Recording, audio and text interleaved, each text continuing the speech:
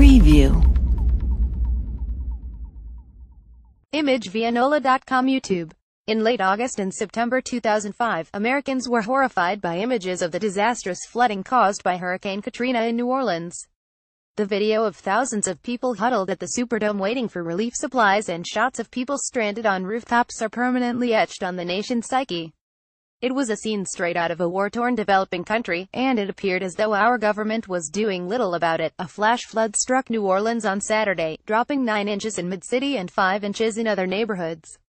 The freak deluge, dubbed by some as Mini Katrina, left cars motionless in streets and people wading through hip-high water in the hardest-hit areas. We need a flood solution for New Orleans at SIGJORG at Floodsorg at the Flood Expo at NOLA News at The Advocate or at Cussy at the Hillpick.twitter.com for Evvioff. Russell L. Honoré at Elk Russell Hunter. August 7, 2017 Flood advisory continues until 6:45 p.m. CDT for New Orleans, Metairie, Jefferson and Lakefront Airport.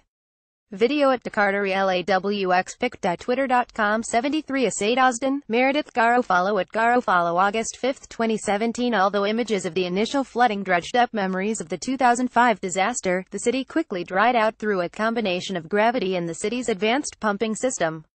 Much of the city was ready for cleanup by Sunday, but residents questioned whether the pumping system was strong enough to handle such a torrential downpour. New Orleans City Council President Jason Williams raised the specter of Katrina when addressing the city's response to the downpour. If we can't handle a bad storm, then what will we do when there is a hurricane? Williams asked CBS News. The city's Sewerage and Water Board initially said its response was adequate given the amount of rain that fell in such a short time.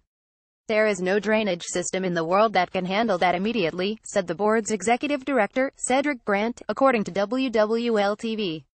I continue to tell the people what this system can do. It's pretty amazing in that it can do 1 inch of rain in the first hour and a half an inch of rain every hour after that. We are dealing with 8 to 10 inches of rain in 3 hours. It is not going to be able to pump that in an hour. On Tuesday, the New Orleans City Council held a meeting to address the issue, and Grant offered a much different version of the story. He revealed that at least 14 out of the 121 pumps in the city were not functioning properly. The information I have learned over the last 24 hours indicates that some parts of our system did not operate as they should have, which is disappointing because it contradicts information that I was given to provide to the public, Grant said. He also announced that he would be retiring in the fall. Later in the meeting, Mayor Mitch Landrieu announced the resignation of the city's public works director and called for the Sewerage and Water Board to fire its communications director and superintendent. The swift reaction by the New Orleans City Council to rectify the mismanagement of the flood shows how governments should react when those who are entrusted with the public safety fail.